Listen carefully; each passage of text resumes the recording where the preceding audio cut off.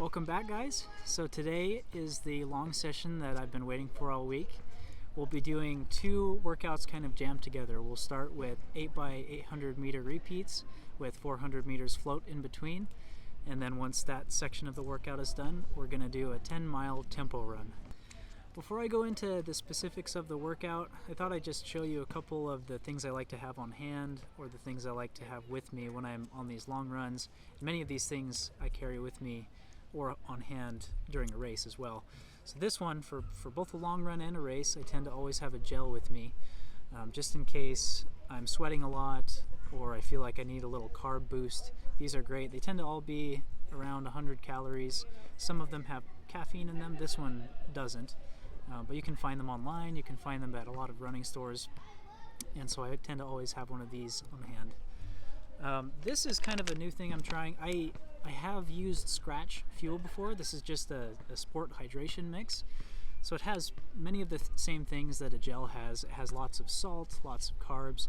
It also has a little bit of calcium and magnesium in there, just to replace whatever you lose when you sweat.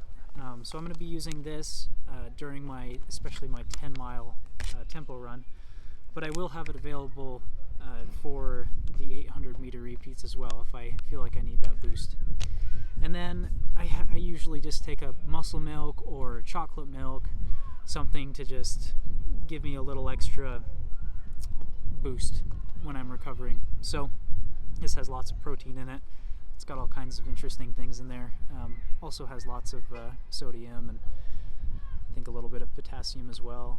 So yep, these are great. You can do chocolate milk, you can do regular milk, but it is important to take in something to cap off your hard run. As far as what I'm wearing today, I'm wearing the fastest shoes that I own. These are the Nike Vaporfly 2s. They're very light, they're quick, they have the carbon plate inside of them. I plan to race the marathon in these, which, by the way, the race is in 4 weeks exactly. And so I really only have just a handful of times wearing these shoes before the actual race. And then as far as shorts and this cutoff here, there's really no surprises there. Sunglasses so that I'm not squinting all the time. Yeah, it's a pretty basic setup for me. Today it's about 60 degrees, so we'll see how I feel. I'm pretty cold sitting here right now, but it's sunny, and so I think I'll start sweating as soon as I start running. So that's what I'm wearing today, and it doesn't deviate a whole lot. I have one other pair of shoes that I'll show you. It's called a max cushion shoe, and I don't have those with me right now, but I'll show those to you another time. Okay, so the workout plan. So for the 800 meter repeats, we want to be running at a pace of 5 minutes per mile, so each 800 will be as close to 2:30 as I can get it. And the change we'll make today versus the 800 meter repeat session that I did earlier this week is that we're gonna slow it down during the 400 meter float between each interval. So instead of doing around a 7:30 to 8 minute pace, which is what I was running the floats earlier this week, I'm gonna bump that way down to 9 minutes per mile, maybe even 10 minutes per mile. I really just want to work on the speed because I think that's where I'm lacking the most. So that's the plan for the 800 repeats. And then for the 10-mile tempo run, we'll kind of see how I feel after those 800 repeats. But I really would like to do between 6 minutes and 6 minutes and 15 average pace. And so it's going to be a hard effort. Altogether today, I want to see 20 miles to reach my weekly goal of 65 miles. So we'll see how I feel. I'll do a little update between the two sessions, and yeah, enjoy. I hope this is a helpful and informative session for you. Ask me any questions because I'm sure I left out some things. One other little detail I forgot to mention is that I'll be doing a 2-mile warm-up and a 2-mile cool-down. So those plus the intervals plus the tempo run, that all equals 20 miles. Wow, just got back from the 8x800 meter repeats. Man, that's brutal. I think that's like got to be the hardest distance ever. But feeling really good. I think I was right on target. I think I was right around the 2 minutes and 30 seconds that I wanted for each repeat. Just found some sunscreen, which is a big deal for my Anglo-Saxon skin. It was cloudy earlier, so I didn't bring any, but I scoured through my car and found it, so pretty happy about that too. So I made a split-second decision to do my tempo run tonight, and the reason simply is that I feel like I should spend some time with my family. Like most people, my weekends tend to be the best time for anything besides work. After my kids' bedtime tonight, I'll just go ahead and squeeze in that tempo run. I don't think I'll lose anything by doing that. Hey guys, not sure how stable this footage will be, but I am re-warming up for the 10-mile tempo run. Still hoping to run it at a 6-minute to 6-minute 15 pace average. We'll see how that goes. Feeling a little tired, honestly, from earlier session, but that makes sense.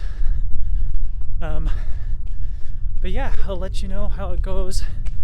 I'll have to do a more thorough breakdown of the 800 meter interval session earlier today as well, because I think there was so much to be said and so much analysis to do for just that session.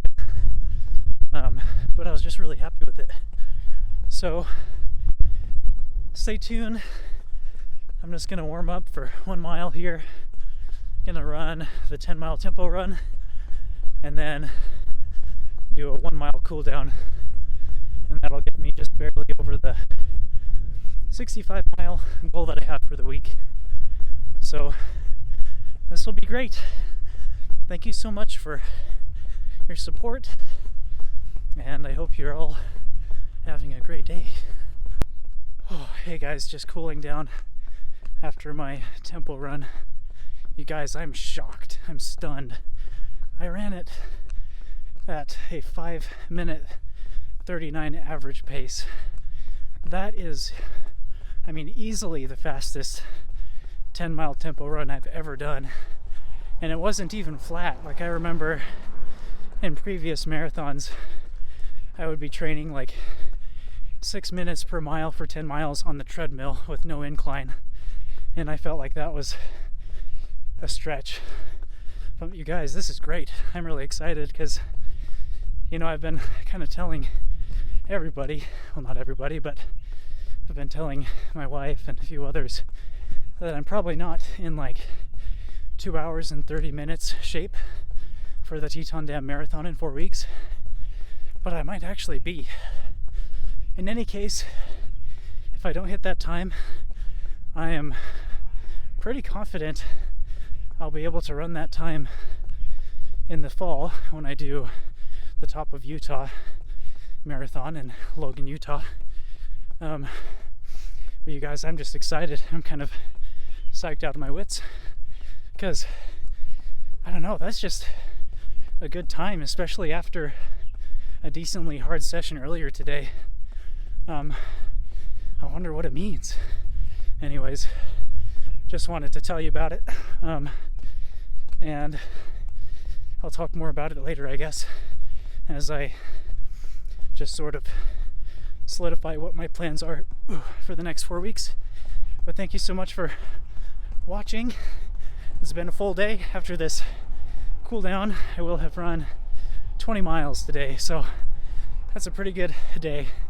I'll be feeling it tomorrow, I'm sure.